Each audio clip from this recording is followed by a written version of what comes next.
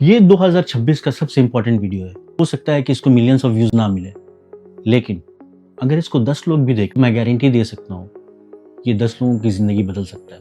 इस वीडियो में मैं आपको सिर्फ एक बिजनेस आइडिया बताऊंगा।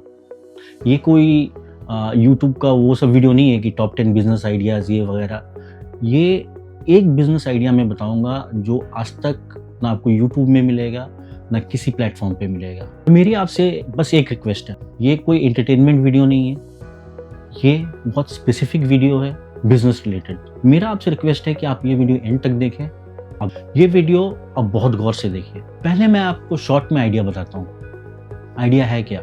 इंडिया में करोड़ों कोऑपरेटिव सोसाइटीज है, लेकिन आप जानते हैं इसमें से लाखों कोऑपरेटिव सोसाइटीज डिफंक्ट मतलब इनएक्टिव, बंद हो चुके हैं। ये इनएक्टिव सोसाइटीज गवर्नमेंट पेपर्स में तो नॉट फंक्शनल है, लेकिन अभी भी ये एसेट्स होल्ड करते हैं, यानी लैंड, बिल्डिंग्स या फिर कैश। लेकिन ये जो एसेट्स हैं इन्हें क्लेम करने वाला कोई नहीं है। और यहीं पर जो है लूप होल ये है कि क्योंकि कोई क्लेम नहीं कर रहा है, इसका मतलब अगर आप एक कंपनी बनाएं, एसेट रिकवरी कंपनी, और ये एसेट्स को आप रिकवर कर पाए, तो आप easily 20 to 40% as a commission बना सकते हैं, जो लाखों करोड़ों में हो सकता है। लेकिन शॉर्ट में तो काम नहीं चलता। यहाँ पर मैं आपको स्टेप बाय स्टेप प्रोसीजर बताऊंगा कैसे आप ये बिजनेस को बना सकते हैं ग्राउंड से। आइए पहले समझते हैं कि कोऑपरेटिव सोसाइटीज है क्या।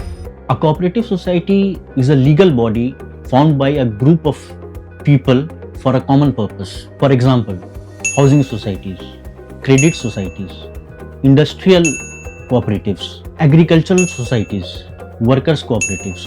ये एंटिटीज रजिस्टर होती हैं state cooperative act, companies act में नहीं।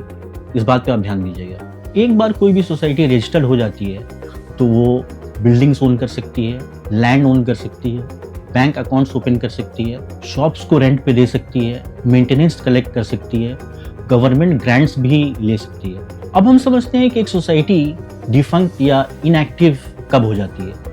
कोई इलेक्शन नहीं हुआ है सालों से, मैनेजिंग कमेटी एक्सपायर कर गई है, कोई भी एनुअल ऑडिट फाइल नहीं हुआ है, मेंबर्स स्टॉप पार्टिसिपेटिंग। इंपॉर्टेंट बात, अगर सोसाइटी डेड भी हो गई है, उसके एसेट्स लीगली अभी भी लाइव है, जिंदा है। ये इंफॉर्मेशन क्यों एक गोल्ड माइन है? इंडिया में लाखों इनएक्टिव कोऑपरेटिव सोसाइटीज एग्जिस्ट करती हैं, 20 साल, 40 साल, 50 साल पुरानी सोसाइटीज अभी भी prime lands, buildings, rental shops, bank balances, ये सब लीगली ओन करती हैं। तो ऐसे केस में nobody is legally authorized to operate the society anymore. यहीं पर आपका काम आता है। आप इन सोसाइटी को रिस्टोर करते हैं और मोनेटाइज कर सकते हैं। आइए अब देखते हैं कि पैसा किस तरह की कोऑपरेटिव सोसाइटीज में छिपा हुआ है। Number 1, housing cooperative societies. Society owns land, not individual flat, shops on ground floor. Number 2, industrial cooperative societies. छोटे industrial sheds, warehouses, industrial plots, ज्यादातर ये आपको अबैंडन मिलेंगे। Number 3, credit cooperative societies. Loans given but not recovered, मतलब loan दिया इन लोगों ने, वो रिकवर नहीं हुआ अभी तक। बैंक अकाउंट फ्रोजन है, मेंबर्स गायब है। Number 4, agricultural societies. Common land, godowns, irrigation assets.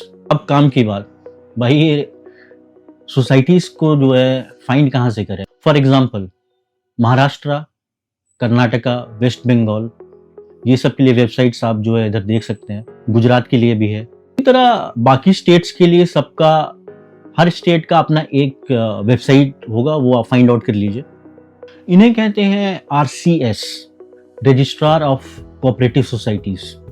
RCS से आपको ये सारे इंफॉर्मेशन मिल जाएंगे। Name of the society, registration year, registration number, address, type of society, last audit year, और सबसे इंपॉर्टेंट स्टेटस, एक्टिव है या डोरमेंट है।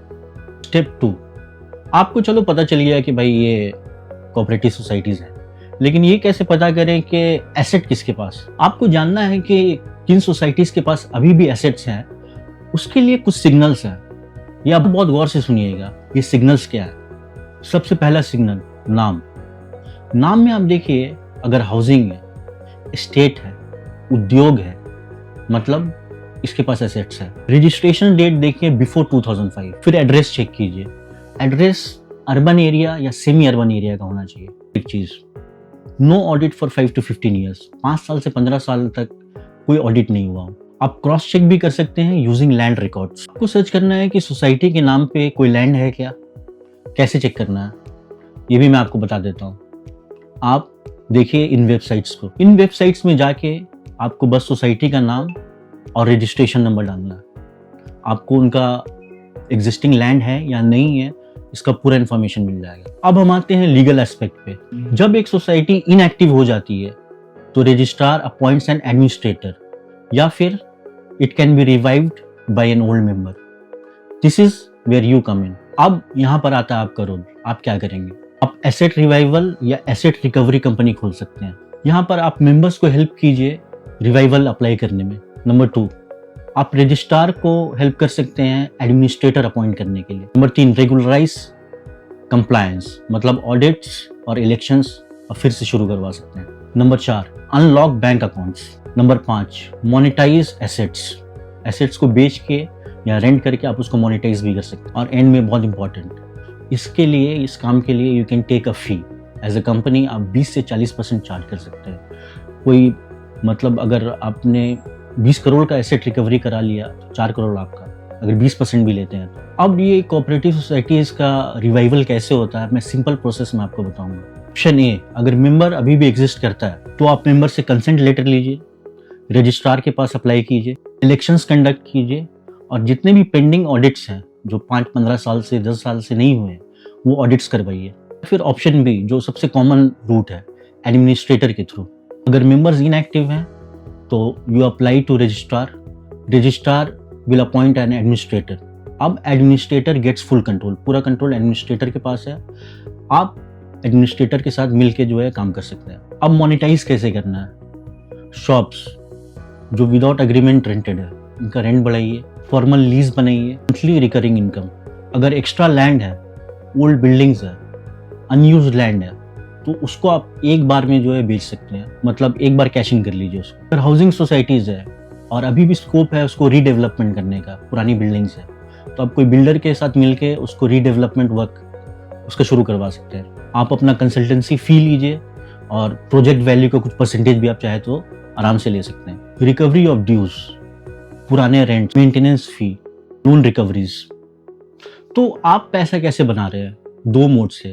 आप या तो 20 to 40% जो अमाउंट रिकवर हुआ है उसका स्ट्रेट अप ले सकते हैं, या फिर आप मंथली रिटेनर फीस ले सकते हैं, या हाइब्रिड मॉडल जहां पर आप मंथली रिटेनर फीस भी ले रहे हैं और कुछ परसेंटेज ऑफ रिकवर्ड अमाउंट्स भी ले रहे हैं। यहाँ पे एक बहुत इंपॉर्टेंट चीज़, आपको कुछ इंपॉर्टेंट प्रोफेशनल्स के साथ टाई अप करना पड़ेगा।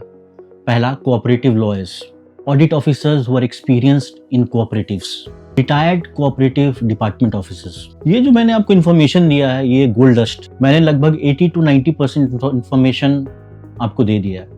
बाकी 10-20% जो है आप रिसर्च कर सकते हैं। और देखिए, सिर्फ इन्फॉर्मेशन से नहीं होता है, उसमें एक्ट करना पड़ता है। अगर आप एक्ट करेंगे तो इस पर्टिकुलर बिजनेस में बहुत पैसा बनाया जा सकता है। और अगर आपको वीडियो अच्छा लगा हो, इन्फॉर्मेटिव लगा हो, मुझे तो लगा है कि अभी तक का सबसे अच्छा वीडियो है मेरा, तो आप ज़रूर जो है एक बार सब्सक्राइब करें, लाइक करें, शेयर करें और कमेंट्स में मुझे ज़रूर बताइए कि आपको अगर ये वीडियो अच्छा लगा, इसका मैं पार्ट 2 भी बना सकता हूँ। तो आप कमेंट्स में बताइए कि मुझे इसका पार्ट 2 बनाना चाहिए या नहीं चाहिए। ये वीडियो काफ़ी भारी हो गया, मेरे लिए भी काफ़ी भारी हो गया ये, तो थोड़ा सर हल्का करते हैं। मैं भी जा रहा हूँ हवा खाने के लिए, तो आप भी हवा खाइए और एंजॉय कीजिए। और तो thank you for watching my video. जय हिंद, जय भारत।